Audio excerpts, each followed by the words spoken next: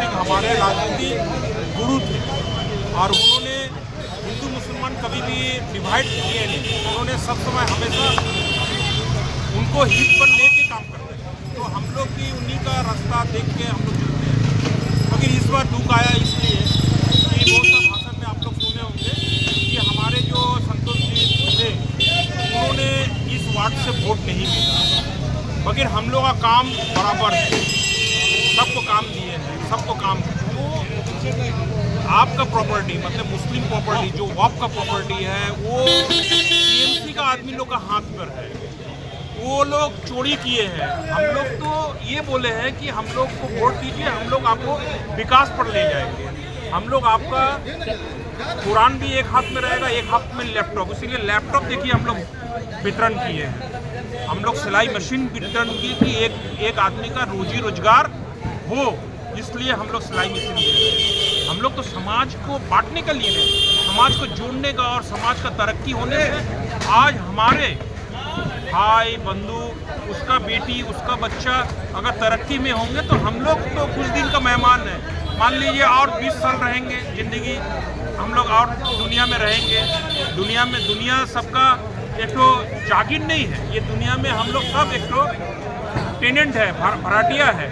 हम लोग कभी रहेंगे कभी नहीं रहेंगे। गौतम भाई ये कह सकते हैं कि गोलू टोला यानी कि वार्ड नंबर 44 में सीआरएम एवरग्रीन स्पोर्टिंग क्लब ने जो है आज ये दिखाया है कि बीजेपी से डरने का नहीं है, क्योंकि बीजेपी सबको साथ लेके चलती है। क्या ये मैसेज दे रहे हैं आप? देखिए एक बात आपको बता रहे हैं, हमारे प्रधानमंत्री मोदी जी ने 2014 से बोल रहे हैं कि हम लोग विकास पर हम लोग जात पात नहीं जाएंगे। देखिए मोदी जी रेशन किसी जात को देख के नहीं दे रहा, पूरा भारत का तमाम जो लोग जरूरतमंद हैं उन लोग को दिया जा रहा है। मोदी जी कभी भी डिवाइड नहीं किया कि ये लेगा ये नहीं लेगा। देखिए अन्नपूर्णा भंडार शुभेंदु अधिकारी क्या बोला है कि सबको दिया जाएगा।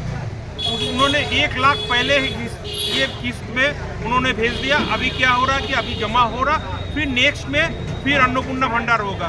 देखिए 44 नंबर वार्ड बोरो 5 में आता है। बोरो 5 में 15, 16, 17 आपका माध्यम से सभी को ये सूचित किया जा रहा है कि हुआपड़ी 15, 16, 17 को कम से कम हर स्कीम में हुआपड़ी भागीदार आप अगर होने चाहते हैं तो हुआपड़ी नाम जाके दाखिल कीजिए। हुआपड़ी विधवा भाता, हुआपड़ी पेंशन, हुआपड़ी जो लोग हैंडीकैप है उन लोग का भी जो कास्ट सर्टिफिकेट है वो सब हम लोग कभी नहीं बोलता। आपका द्वार पर आप वहाँ पर ही जाइए, सरकार आपका साथ में है, सरकार एक जगह में बैठा रहेगा।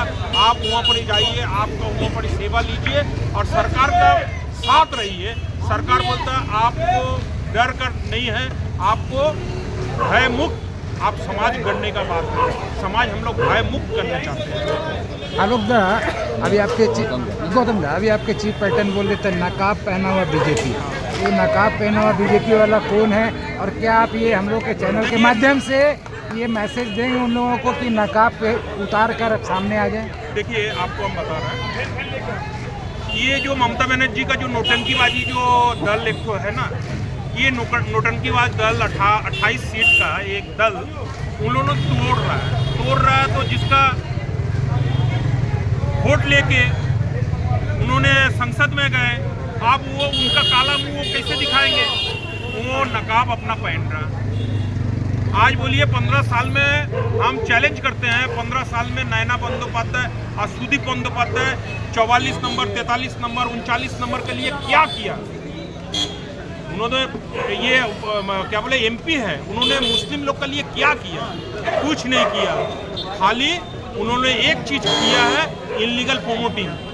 कभी नैना बंदोपाध्याय को ये मैनेज करके, कभी सुदीप बंदोपाध्याय को मैनेज करके प्रमोटिंग किया है, इलीगल प्रमोटिंग। आज ऐसा हाल है कि 5 इंची 3 इंची दीवार में एक बिल्डिंग है। अगर शुभेंदु अधिकारी हमारे मुख्यमंत्री अगर तोड़ने का बात कर रहे हैं तो ये मान लीजिए कि मुस्लिम समाज को बचाने के लिए ये बिल्डिंग तोड़ा जा रहा है कि कहीं ये अगर भूकंप आ जाएगा। ये हियापड़ी बंगाल भूकंप पीड़ित एरिया है, अगर भूकंप आ जाएगा तो बहुत सा परिवार ये दफन होकर मरेगा। इसलिए कि जो अगर इलीगल बिल्डिंग है, जो इलीगल ये तरीका से बना हुआ, उसको इसको तोड़ के नया तरीके से नया सिस्टम से बनाइए, इसमें कोई किसी का बोलने का नहीं है।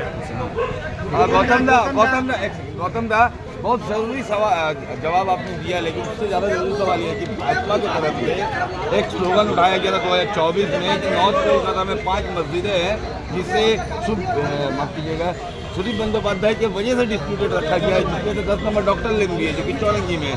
तो क्या आप भाजपा या आप लोग की तरफ से ये डिस्प्यूट को हटाया जाएगा? देखिए, एक बात आपको हम बताएं, ये प्रशासनिक बात है। हम लोग कभी भी बात करके मुखरते नहीं हैं।